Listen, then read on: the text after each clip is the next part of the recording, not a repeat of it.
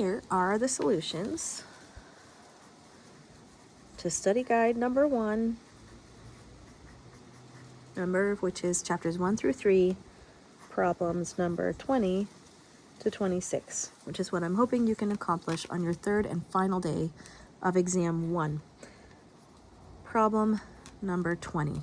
Now, in problem number 20, you're asked to study the chart of inequality signs on page 112 in your textbook and then give the inequality symbol for each phrase. I'm not going to write out all the words, okay? For letter A, is at least. If something is at least, that means it can be greater than or it can be equal to. That's what it means to be at least. At least means, yes, it can be greater or it can be equal. It cannot be less than, all right? So here's the inequality sign. Letter B, does not exceed. Does not exceed. That means it has to be less than or equal to. It could be equal, but just can't exceed it. All right, so you're looking for this inequality sign. And then finally, fewer than. The inequality sign that represents fewer than means, is just this guy, less than.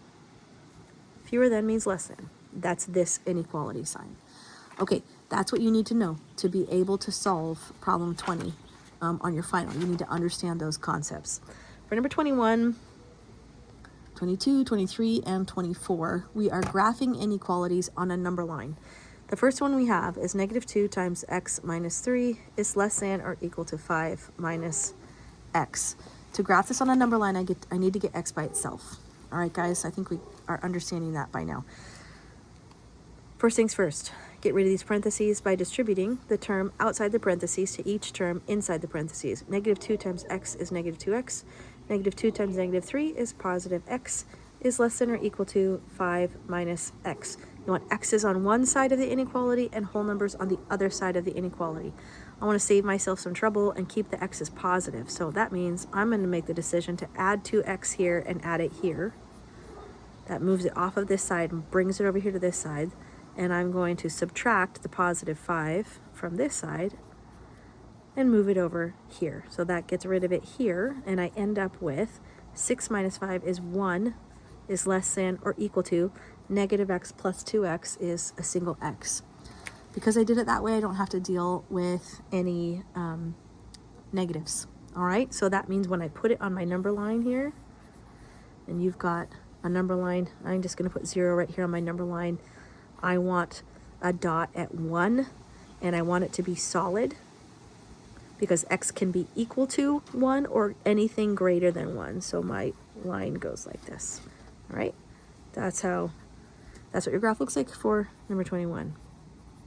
Okay, for number 22, we're going to go ahead and solve this inequality, which is an OR, okay? An OR, so we've got a disjunction. So we have y minus 6 is less than or equal to -6, or 3y minus 5 is greater than 10.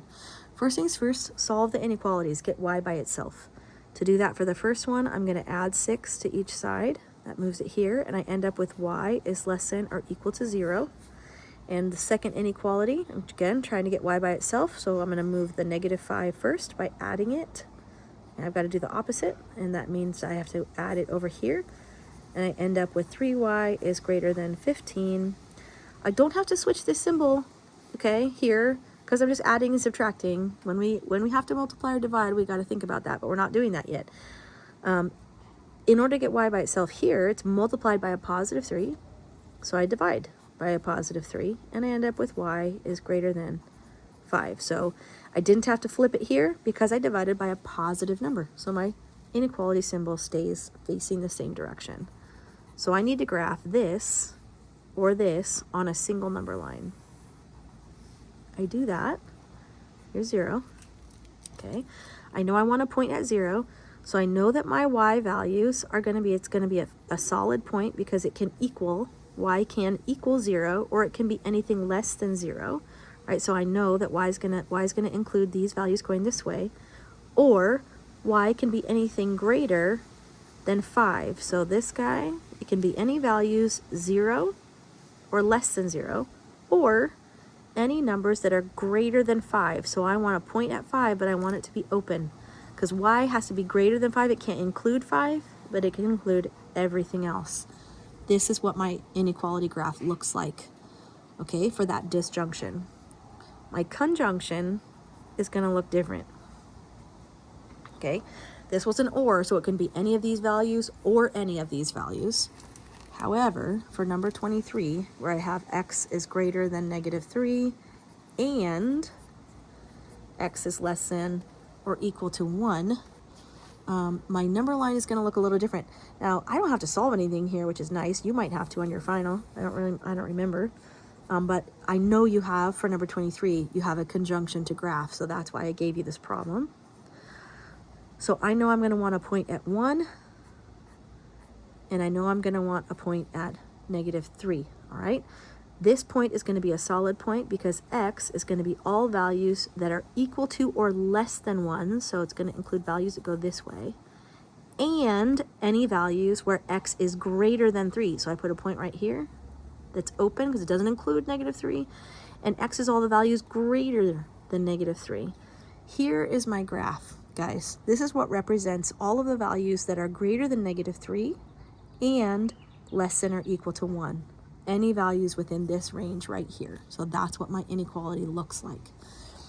The trickiest one is probably the next one, number 24. And that's because we're dealing with graphing an inequality that is an absolute value. What you need to remember is an absolute value is a distance from 0. That's what it is. It's not a quantity like these others that we have been working with. It's a distance from 0. So x minus 3 is less than or equal to 10. I'm going to solve this just like I would any other absolute value. But when I'm dealing with an inequality, it gets a little bit tricky because I need to write two equations. I have two possibilities. X minus 3 can be greater than or equal to 10, just like it says, a positive 10. But it also has a relationship with -10, okay? Because -10 is also 10 units away from 0. But when I apply a negative to the 10, I need to flip the inequality symbol. So I have x minus 3 is greater than or equal to -10. I needed to flip this over because I multiplied this quantity by -1 to represent these 10 units to the left of 0. Okay, guys, so don't forget to flip this inequality. If you miss something on this problem, it might be that. All right, now let's go ahead and solve these two inequalities. I have a -3 here, so I'm going to add 3 to move it from this side to this side, and I end up with my positive x is less than or equal to 13. Didn't have to flip anything around, I'm just adding 3. And I'm going to do the same thing over here. I'm going to add 3 here, and I'm going to add 3 here, and end up with x is greater than or equal to -7. Okay, I have both of those quantities to deal with. If I were going to write a single expression to represent this, what I would see here is that x is less than or equal to 13, right? But it's greater than or equal to -7. So the mouth of your inequality needs to be facing that x, and you can see how the x is greater than this, and it's here, it's the same thing, it's greater than -7. So I can see that x is all of the values between -7 and 13. You can understand that, and that's wonderful if you do, and you should. If you don't, it's not the end of the world. You could still graph each one of these separately and end up with the right answer. I know I'm going to want a point at -7, and I know I'm going to want a point at -13. I know they're both going to be solid points because x can include its or equal to for each of them. My shading, x here, right? Let's see, did I get these guys? X is all values, so I've got x is values that are greater than -7. Oh, for goodness sake, guys. What did I do over here? Oops, this was supposed to be a positive 13. That's what I'm doing wrong. Oops, so sorry. You're probably wondering what I was doing. If you make that error, fix it. Okay, sorry about that, guys. It should have been a positive 13. So I need a point at -7 and a point at positive 13, which is what I had in both these places. Okay, that's better. So x are all of the values that are less than 13 but greater than -7. So more than -7 but less than 13 looks like this. All of those values right there, all of the values in between -7 and 13. Again, I could have done it one at a time. X is any values that equal 13 or are less than 13, and values that are equal to -7 and greater than -7. So here is the range of values that satisfies that inequality. Two more problems. And these probably are the trickiest ones on exam 1, the word problems. You can find these, the first one on page 117 of your book. It's from chapter 3. And the problem we are solving is problem 29 on page 117.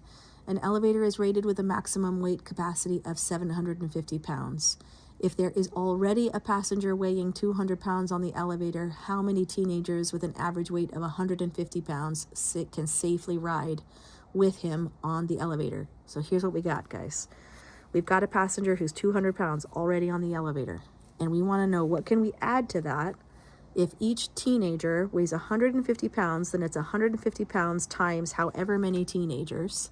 Okay, so I've got a 200-pound passenger plus a certain number of teenagers that are 150 pounds, and all of that has to be less than or equal to the total capacity of the elevator, which is 750 pounds. That's how you write the inequality. Once you get that, it's just a matter of solving for t. How many teenagers can be on this elevator with this 200-pound person, okay? In order to solve for t, we're going to do what we always do. Move any terms away from the t. We're trying to get t by itself. So this is a positive 200. Subtract it from this side. Subtract it from this side.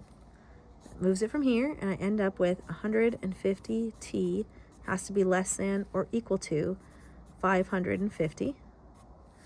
Now I need to divide. Since t is multiplied by 150, I need to divide it by 150. And I end up with t has to be less than or equal to, when I do 550 divided by 150, I get 3.6. Now think through this for a second. This is the number of teenagers. So if the number of teenagers needs to be less than or equal to 3.6, you can't have 0.6 of a person, right? I mean, maybe you can, depending on what era of history you're in, but the absolute truth is that every human being is a whole human being. And so if I need to have less than 3.6, then the maximum number of teenagers is 3, right? So there can be 3 or less teenagers. If I put 1, 2, or 3 teenagers on that elevator, it's going to be okay. If I put 4 of them on there, then I've exceeded the weight capacity of the elevator and we're going to have a problem. All right, that's how we solve that one. Final problem here for exam 1. Let me straighten this out for you a little bit. Final word problem. A clothing retailer marks up his merchandise at a rate of 150%. If the retail price of a sweater is $60, okay, so that's how much the clothing retailer is selling this sweater for. So the retail price of this sweater is $60. The markup, that's what what it means is that this is what retail price is.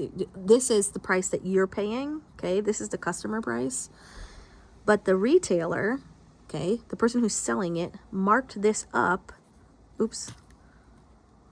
by 150%. What that means is whatever the retailer paid, what's the cost to the seller, to the retailer? The retailer paid a certain cost, we're going to call it C, marked it up by 150%, and charged you $60, okay? You paid $60. So let's represent that with an equation, and then we can find out what the cost to the retailer is. When I'm thinking through this, I'm thinking to myself, okay, the retailer paid C amount of dollars, added 150% times whatever this is. Okay, remember, when you are representing a percentage mathematically, it needs to be represented as a decimal. You start with your decimal point here and move it 2 places, 100%, okay, to the left. A hummingbird just came to visit me. Okay, anyway, sorry. So the retailer paid C dollars and then added to it 1.5 times C to charge you $60. Okay? Now if I solve for C, I'll find out what the retailer paid. So 1C plus 1.5C is 2.5C. I can combine these. These are like terms. Okay? This is 1C. This is 1.5 C's. That gives me 2.5 of them. Is equal to 60. To solve for C, I'm going to divide each side by 2.5, which will give me a single C. That's what I'm looking for. What is the cost to the retailer? 60 divided by 2.5 is 24. So the retailer paid $24 to buy the sweater, multiplied that, okay, by 150%. So it took, that retailer took the cost of the sweater, added 150% to it, and charged you or me $60 to buy it. But the original cost was $24. All right. We did it, guys. That's the end of exam 1, chapters 1 through 3.